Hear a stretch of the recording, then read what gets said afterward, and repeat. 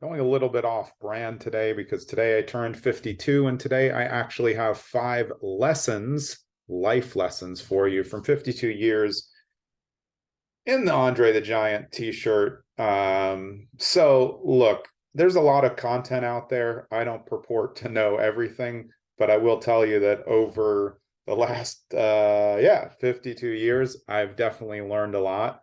So I've found that you can find assistance in the most unusual of places. So maybe it's YouTube where I go to watch a bunch of stuff, and maybe you're looking for real estate content and you happen upon this, but I'm going to give them to you 5 life lessons from my 52 years, and I promise you they will help you if you pay attention.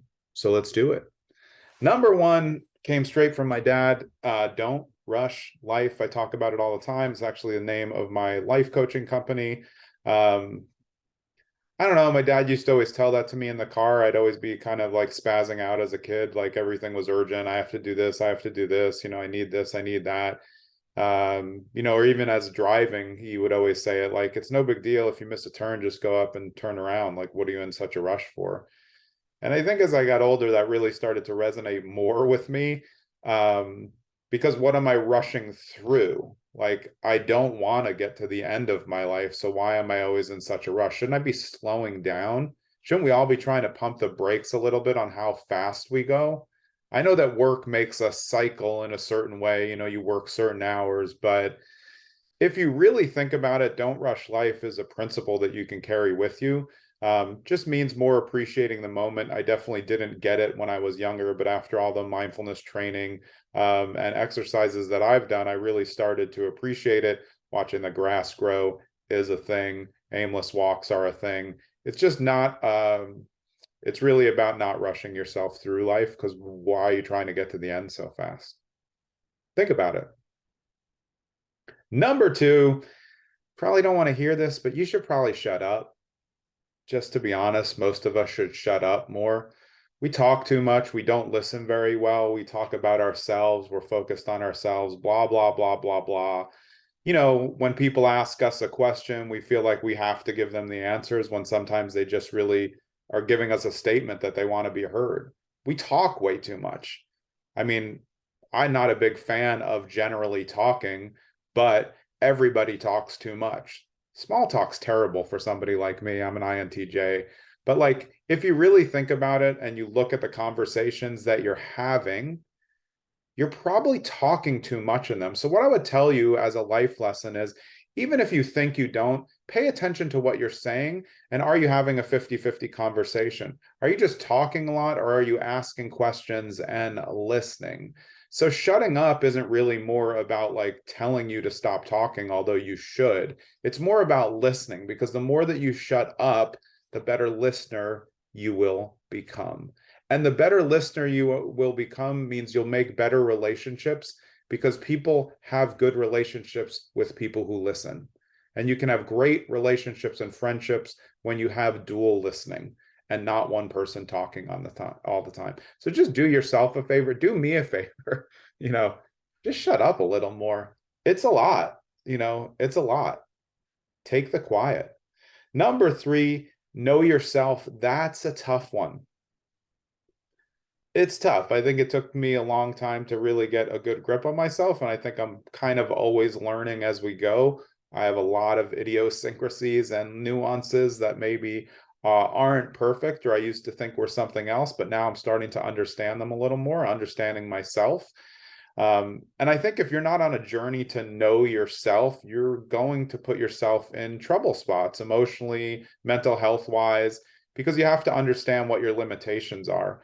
I think in modern society, we're just pushing way past our daily limitations. And to be honest, some people aren't really pushing that hard, but I think you're just grinding too much. That rise and grind mentality doesn't really make sense when it comes to knowing yourself, because you have to take a step back, just like don't rush life and shutting up. You're taking a step back in order to figure yourself out. Self-awareness is really, in my opinion, the key to success. I don't think you can truly be successful if you're not aware of the impact that you have on other people. And that's why all of these 5 principles really work together. but I would spend a lot of time getting to know yourself. And the only way to do that is to be honest about yourself and what you're doing and get feedback from those closest to you. One of the easiest ways is to just ask them, hey, what are the things that I do that bother you? Yeah, but you can't take the criticism poorly because you're asking for help. Know yourself better, definitely will be more successful at life. I can't tell you how much money you're going to make. I don't think that's really the quality of success, but you'll be more successful the better you know yourself. Don't settle for okay is number 4. This one's so frustrating to me. So many friends, colleagues, they just think that their life has to be just average. I'm not saying that everyone's going to be, 35 and a multi-trillionaire just surfing every day and, sunbathing. I don't think that's realistic. But I think too many people are settling for okay in friendships, relationships, business, jobs, anything. It doesn't mean go quit your job because it's just okay. And honestly, some people are just kind of think everything sucks, and I can't really do much about that. That's a life outlook. But I think it's sad to go in thinking that you can't have a great life. It doesn't mean it's going to be easy. You may not have the things that you want at the time, but you have to go and do the work to make sure that you always want more than okay. And look, there's a lot of times in your life where you have to settle for okay and be comfortable with it, because sometimes okay is the long form to get to better. But I think settling as a life prophecy for like, hey, this is just as good as it's going to get, that's not going to help you grow. You're going to get into a very, very slow mindset of not really doing anything else. If you don't think you can be any better, it's definitely not going to be any better. If you're just waiting for the lottery of happiness, I don't think that's going to happen. That's number 4. Number 5. I just tell this one to myself. Birthday number 52, don't forget about yourself. Look, the world's in motion all the time. Our friends want stuff, our family wants stuff, our business colleagues want stuff, our bosses want stuff. Everybody wants something from you all the time. Social media is pouring down your face at all times, 24/7, just coming in. You can't get away from it. Ding, ding, ding. There goes your phone. And at the end of the day, you realize you don't even know who you are, which goes back to number 3, know yourself, but you just don't know anything about yourself. And that means you're forgetting about yourself. You're not taking care of yourself physically, mentally. And like right now, there's definitely an epidemic on mental health because people just aren't taking care of themselves.